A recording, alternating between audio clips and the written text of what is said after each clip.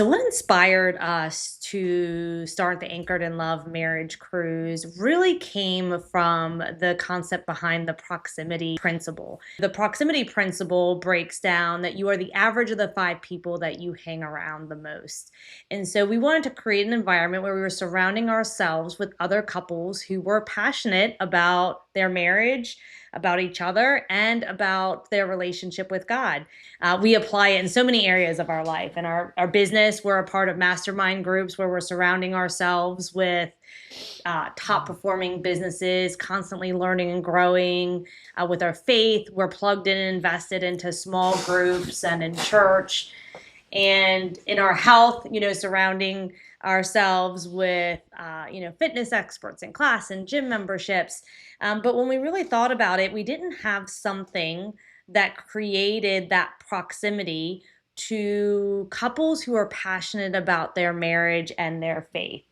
And we love to travel. So any excuse to get to go on a cruise is a win in our book. And so we put those two thoughts together and birthed the Anchored in Love marriage retreat.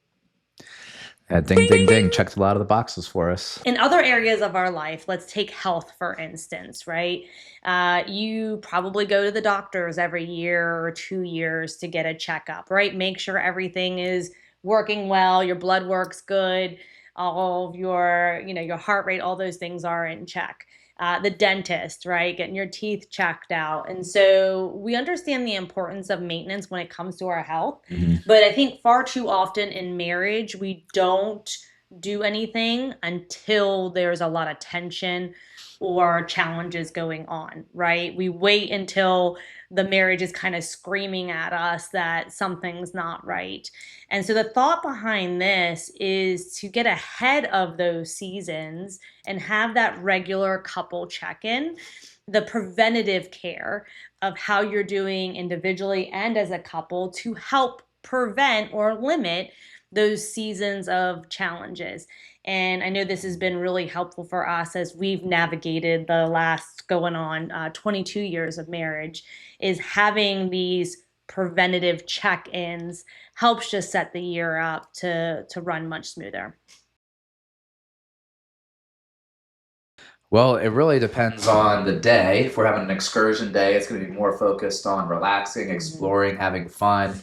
On previous cruises, we've had couples that did excursions together or walked around together, grabbed lunch together. If it's a day on the cruise, we are teaching and discussing, masterminding around different ideas. So we'll bring up a topic and have a deep dive into that. We've done a couple spotlights, which were a lot of fun.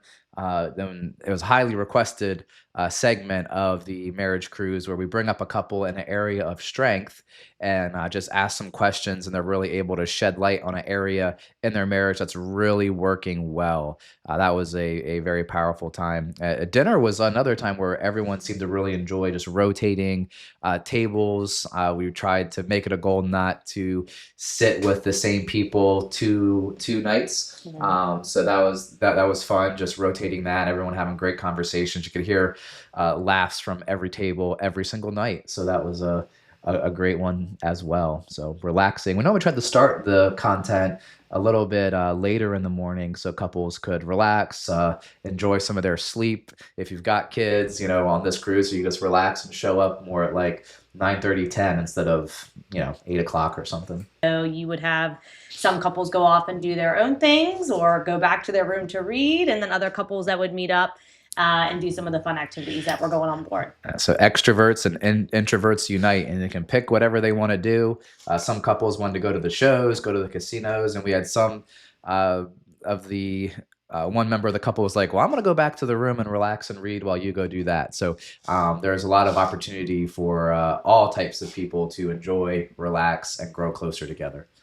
So why is it so important for couples that are in ministry or in business together to dedicate this time to step away?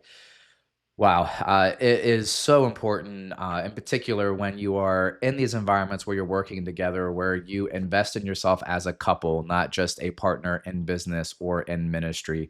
And that sounds easy in theory, but it can be very challenging when you're in the day to day, when things are feeling urgent, when you feel like you can't step away.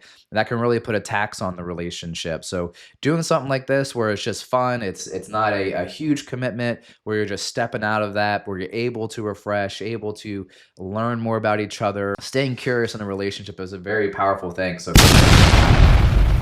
coming on different experiences together with different people just allows for unique conversations where if it's just you and your spouse that went on a cruise, you wouldn't get that same flavor, that same depth, the same variety.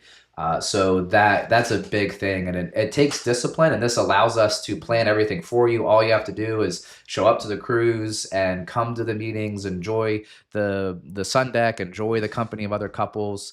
So it's a very powerful investment in your relationship.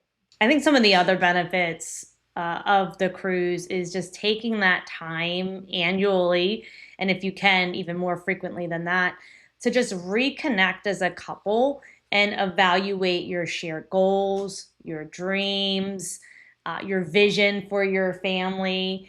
And so you can just get so busy in the day to day, just raising kids. And if you're in ministry or working together, running a business, that your relationship can get very tactical, right? Like, what do we need to accomplish this week? Who's doing what? Who's picking up the kids? Who's doing dinner? Who's running what meeting?